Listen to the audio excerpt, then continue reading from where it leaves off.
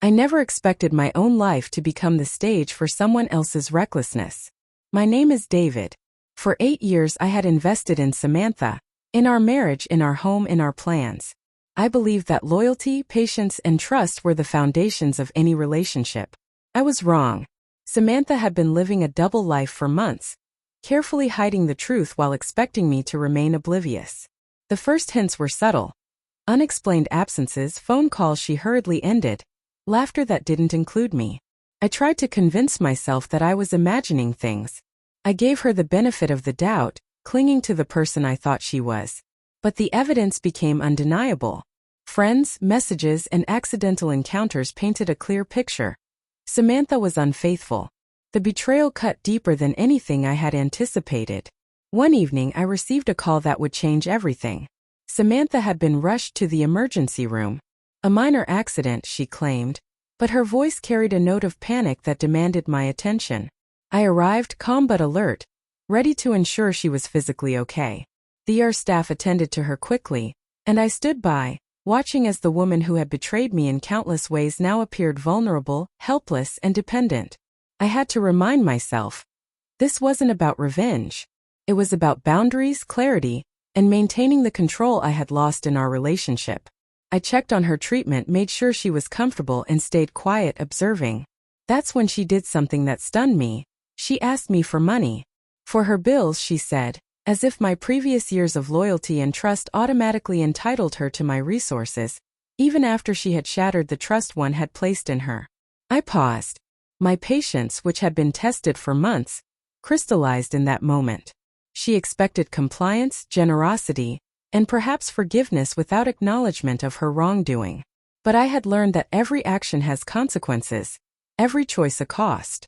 I decided then, quietly but decisively, that she would not manipulate me again. She would learn, as painfully as necessary, that betrayal carries weight, and that I would no longer subsidize her recklessness. The room was silent except for the distant hum of hospital monitors. Samantha looked at me, eyes wide, waiting for a reaction that I deliberately withheld. I did not flinch, I did not argue, and I did not indulge her. My calm presence filled the space, turning the power dynamic on its head.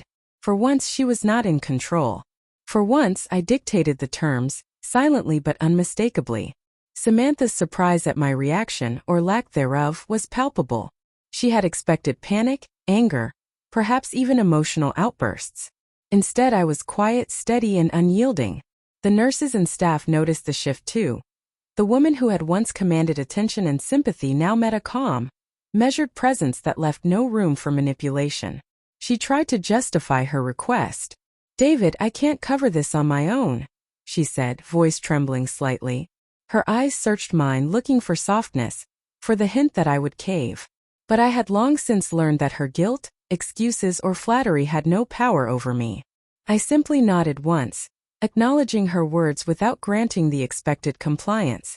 Every second I remained composed, the more her confidence faltered. I left the hospital room briefly, letting her sit with her thoughts. By the time I returned, Samantha's initial arrogance had given way to unease. She realized, finally, that the world didn't revolve around her whims, and that the man she had betrayed was no longer willing to tolerate her manipulations. The quiet control I exercised was more powerful than any confrontation. It forced her to confront her own recklessness. Over the following days, I took deliberate steps to reclaim my life.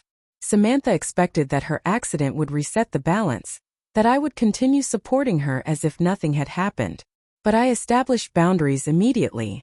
I handled her medical bills only as necessary for legal and ethical obligations, nothing more. I arranged temporary solutions for her needs without indulging her, or giving her any leverage. Every interaction reminded her subtly but unmistakably that her choices had consequences. Samantha tried to provoke emotional reactions, to appeal to guilt or nostalgia. "We've been through so much," she said, as if history could overwrite her recent betrayals. I listened, calm, and replied only when necessary, always with clarity and precision. The charm and manipulation that had once worked on me now faltered. Every attempt she made to regain control backfired, only highlighting her reliance on tactics that no longer held sway. By the end of that week, the atmosphere had shifted entirely. Samantha's presence, once commanding and manipulative, now carried tension.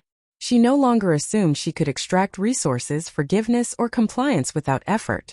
My quiet, measured approach had rewritten the rules. She learned that control isn't inherited from circumstance or relationship, but earned through respect, consistency, and accountability. The days that followed solidified the shift. Samantha's confidence wavered each time she attempted to test boundaries. Requests for extra money, subtle digs at my responsibility, and veiled attempts at charm were met with calm, deliberate responses. I no longer reacted with anger or frustration. Instead, I exercised control through consistency and presence. She had underestimated the power of quiet authority, and now the consequences were unmistakable. I redirected my energy entirely toward rebuilding my life on my terms. I focused on my career, my personal growth, and my health. Each success reinforced my independence, and each improvement underscored the truth she had tried to avoid. I was no longer dependent on her compliance or validation. The very life she had expected to manipulate became a testament to my strength and resilience. The ultimate turning point came when Samantha tried to involve friends and family, subtly casting herself as the victim of circumstance, hoping to gain sympathy or leverage. I maintained my calm and let the facts speak for themselves. My actions were measured, deliberate, and consistent. No dramatics, no anger, no theatrics, only clarity and self-respect. Each time she sought to provoke an emotional reaction, she met composed silence, which spoke volumes more than any argument ever could. Eventually, Samantha realized that her strategies, deceit, manipulation, and charm were powerless against a life reconstructed with intention and boundaries. She grew visibly frustrated, her once commanding presence replaced by hesitation and unease. Even the smallest attempts to regain control were met with subtle resistance that reminded her that respect cannot be forced. It must be earned. By the time the dust settled, our dynamic had changed irreversibly. Samantha could no longer assume entitlement, nor could she manipulate my decisions or resources. I had reclaimed the power that had been quietly undermined for years, without humiliation, confrontation, or revenge. The lesson was clear. Patience, consistency, and dignity can reshape even the most toxic interactions. I walked away from the situation not with resentment, but with clarity. My life was no longer entwined with manipulation or expectation. Samantha had learned, whether she accepted it or not, that her actions have consequences, and that betrayal is never without cost. I had proven that even in the face of deceit, calm authority and self-respect are stronger than anger, louder than confrontation, and far more effective than any public spectacle. That day I realized the ultimate truth. The person who undermines your trust will test your patience, your kindness, and your limits. But when you take control of your life, when you assert boundaries and focus on your own growth, you can turn betrayal into empowerment. Samantha's audacity to ask for money in her moment of vulnerability became her undoing, and my life, rebuilt with intention and integrity, became the ultimate response, unshakable, undeniable, and free.